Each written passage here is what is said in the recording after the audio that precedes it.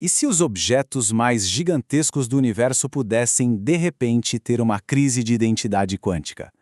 Olha, parece roteiro de ficção científica, eu sei, mas é uma ideia com base em matemática de verdade. E é exatamente isso que a gente vai desvendar agora. Bom, a física moderna hoje se apoia em dois pilares gigantes.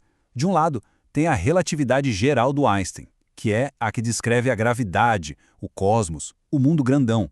Do outro, a gente tem a mecânica quântica, que manda no mundo bizarro das partículas minúsculas. O negócio é o seguinte: as duas são teorias de um sucesso absurdo, cada uma no seu domínio. Mas tem um problemão: elas simplesmente não conversam entre si. E o lugar onde essas duas teorias batem de frente é o buraco negro. Pensa bem, é um objeto com tanta massa que a relatividade deveria descrevê-lo. Mas é tão denso que lá no seu centro a própria relatividade quebra. É aí que surge o que os físicos chamam de singularidade. Um ponto onde as regras do jogo, as regras que a gente conhece, deixam de fazer sentido. E foi justamente isso que fez uma equipe de pesquisadores lá da Universidade de Queensland se perguntar uma coisa bem audaciosa. E se a gente pegasse uma das regras mais esquisitas do mundo quântico e aplicasse ela direto num buraco negro?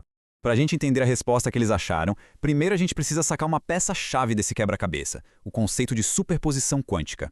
Falando de um jeito simples, no mundo quântico, uma partícula não precisa escolher um estado. Ela existe em vários ao mesmo tempo. Pode estar aqui e ali. Pode estar girando para cima e para baixo. Tudo junto, sabe? Numa espécie de névoa de possibilidades. Até que alguém vá lá e meça, forçando ela a se decidir. Essa bizarrice toda fica muito clara com o famoso experimento mental do gato de Schrödinger. Se a vida de um gato depende de uma partícula que está em superposição, então, pela lógica, o próprio gato entra em superposição. Ele estaria vivo e morto ao mesmo tempo. É uma ideia que dá um nó na cabeça, mas é a base da mecânica quântica. Ok, agora que a gente está com essa ideia de superposição na cabeça, vamos voltar para o nosso problema original, o buraco negro. Essa era a pergunta exata dos pesquisadores. Será que não só uma partícula, mas um buraco negro, um dos objetos mais massivos que existem, poderia estar num estado indefinido? Tipo, ser pesado e leve ao mesmo tempo? E essa ideia não surgiu assim, do nada. Quase 50 anos atrás, um físico chamado Jacob Bekenstein previu uma coisa impressionante: que a massa de um buraco negro não poderia ser qualquer valor. Teria que ser quantizada, ou seja, existir só em níveis específicos, bem parecido com os elétrons num átomo, que só podem ficar em certas órbitas de energia.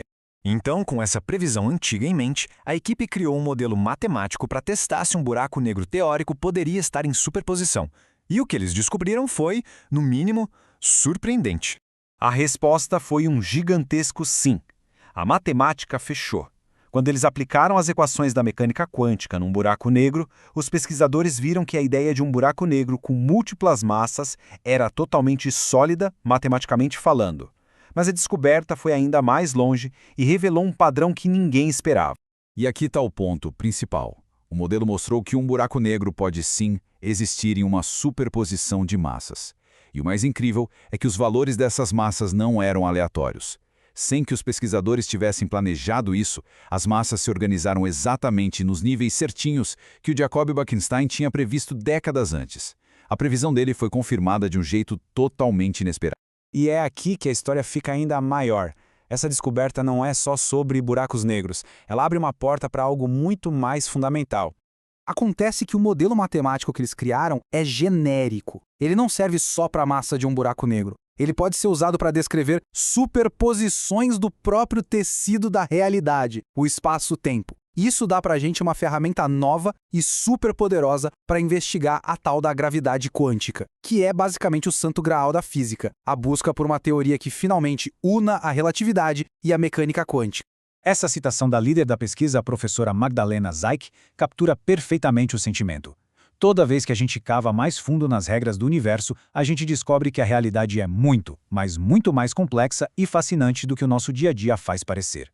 Isso tudo deixa a gente com uma pergunta final, bem provocadora. Se o universo permite que a fronteira entre o que é definido e o que é indefinido seja tão borrada assim, até para os seus maiores objetos, onde mais essa fronteira se desfaz? Se o próprio espaço-tempo pode estar em superposição, talvez a realidade seja, no fundo, uma questão de probabilidade. O que mais será que a gente ainda não sabe?